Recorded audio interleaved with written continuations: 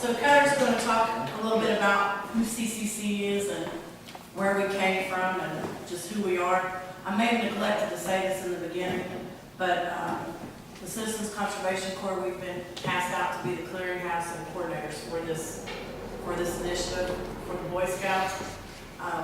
When we were talking about the different committees, there's 5 committees. That sounds like, a lot. One of the things the CCC does, we will help be in those committee meetings with you all, so it's not something where you're just on your own without the CCC being a part of that with you all as we move forward. And I heard some questions about projects, and we'll get to that after Cutter talks, but one of the things that we are going to do, and that's why we're encouraging, and deadline for project applications to be submitted is March 31st, but the sooner the better that those come in. We'll have a CCC team that comes out and assesses that project and looks at it within, 2 weeks of when the project comes in. So that's when we'll start getting into a lot of those logistics, and like when the mayor asked some of those questions, and then we'll start working with particular committees to kind of assess and determine what that project might be. And to strengthen the proposal. Right. So if the proposal needs strengthened, and even some of those questions about, logistics and number of scouts, it won't just be scouts. When we look at numbers, it really would be, on estimate, about 1,000 Boy Scouts per county, per day. There'll be a different group of scouts that come in each of those 5 days, because it's 1 day of service for each of your 40,000 Boy Scouts. But we're also going to be bringing in volunteers from across the country, and of course we're going to need volunteers within each of your counties as well. So we're going to have NCCC, Habitat for Humanity, our Corps. There's other corps like ours around the country that does construction, demolition, trails, specific type trade work. So some of these faraway places that maybe Dave was mentioning that are little tiny projects, we may have volunteers that come in and tend to those projects that the scouts can't get to them. So don't let the sky be the limit and not recommend or submit a project for fear that it may not be able to get done, because we'll work with you and see if we can find a way.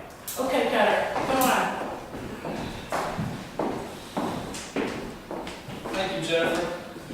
First, I just wanted to recognize the huge commitment that the Boy Scouts of America are bringing to West Virginia and the day of service. So I just wanted to give Dave Cox a hand.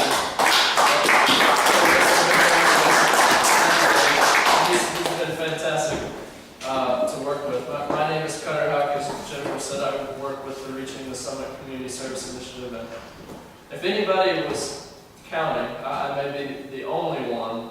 628 days until the National Scout Jamboree. So in one way that sounds like a lot of days, but at the same time, when you think about the enormity of this project, we need to hit the ground running, and that's why we're excited to be here.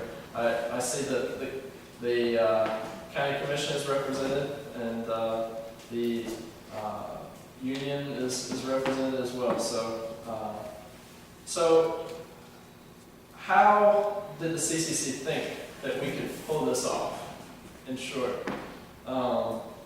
Sometimes good ideas never die, and the Citizens Conservation Corps of West Virginia, affectionately known as the CCC, we base a lot of what we do from the Civilian Conservation Corps that was developed by FDR during the Depression.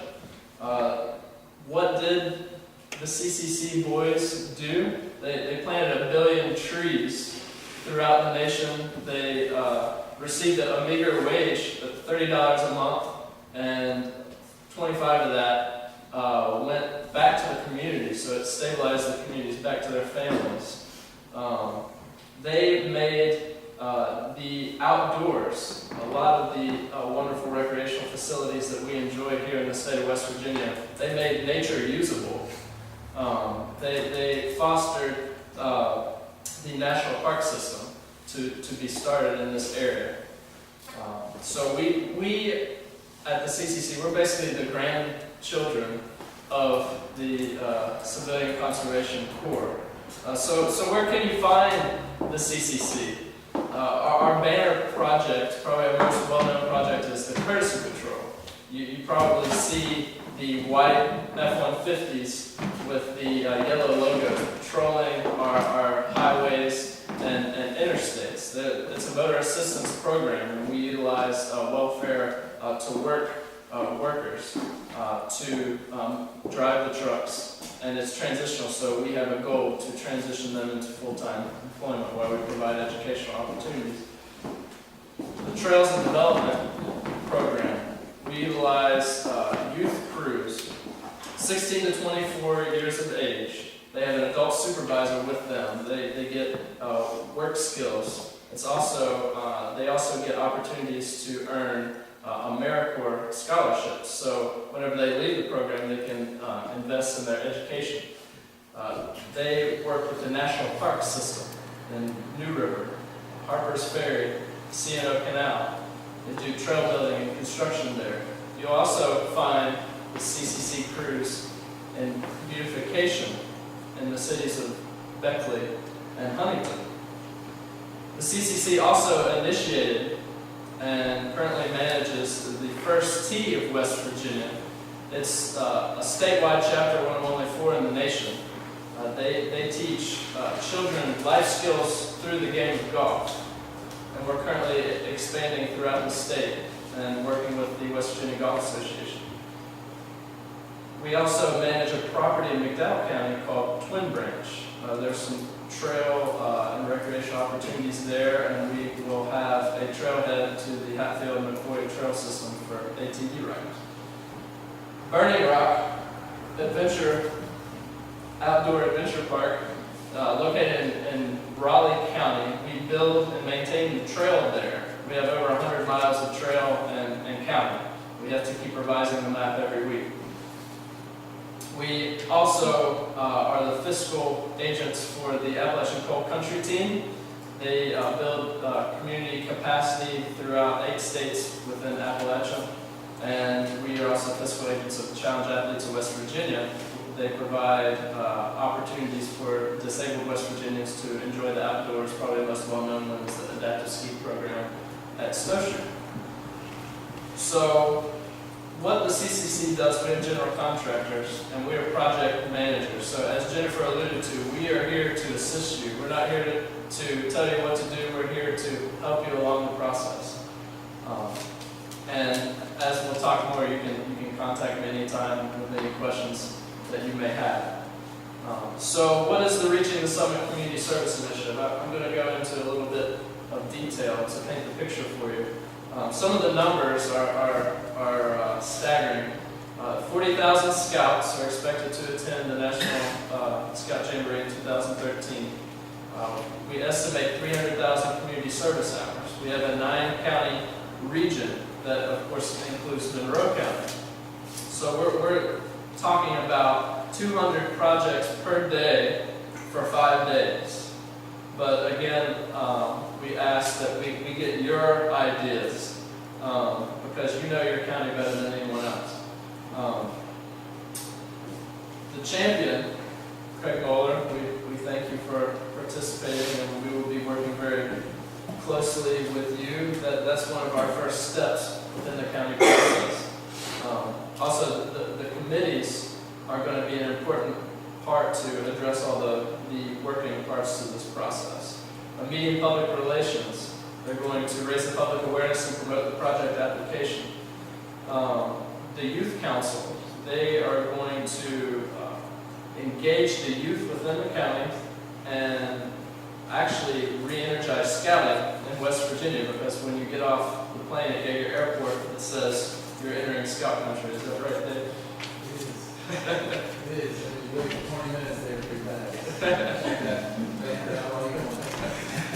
The volunteer committee, they're tasked with recruiting the necessary volunteers to complete the projects. The fundraising committee is pretty self-explanatory. They're going to locate the resources to complete the projects.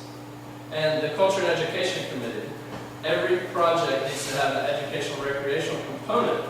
That's going to give the scouts context to where they are. It's a simple activity like a hike where a local explains the historical significance of the area. So the Scouts are going to have an opportunity to come from the summit site and meet West Virginians and see the beauty of West Virginia. And all 50 states are going to be represented. So this is an opportunity to create ambassadors for West Virginia, because they're going to return to wherever they come from and tell them about what West Virginia is. Because I'm originally from Beckley, West Virginia, and I've lived for a short amount of time outside of West Virginia, and they don't know what West Virginia is. So this is a wonderful opportunity to put Monroe County on the map, and that's what this Culture and Education Committee is going to do. And also, this is an opportunity, it's broader than the Boy Scouts. We're hoping that the Boy Scouts are just a catalyst to teach communities how to do community service. We are going to receive the project applications, and we're going to save every single project application in the database. And if it doesn't get completed during the Jamboree, we will have that information saved, and we will do all we can to complete that project. So getting the right people to the table, this is what it's all about. And again, we want the voice of the youth to be involved with this as well. So one of the exciting things about this project is we go in the 9-county region, and we have a brain trust. That's what I like to call it. And we get these wonderful ideas from each county. We got a wonderful idea for having this public forum, and we used it to do all the public forums throughout the 9-county region. So we want to hear your ideas, and that's what this is all about. And I want to thank Craig Moeller again for being champion, and Shane Ashley for all your support throughout this process. And I invite and encourage all of you to participate in the committee process. The 5 committees are represented over there. You can sign up there. And also to distribute the project application to as many parties as possible. That's what it's all about. And I will be over at this station here to your left with the project applications and some quick facts. So I thank you for your time, and we'll get right down to it. I will open up the floor for any questions if you have any before we break out.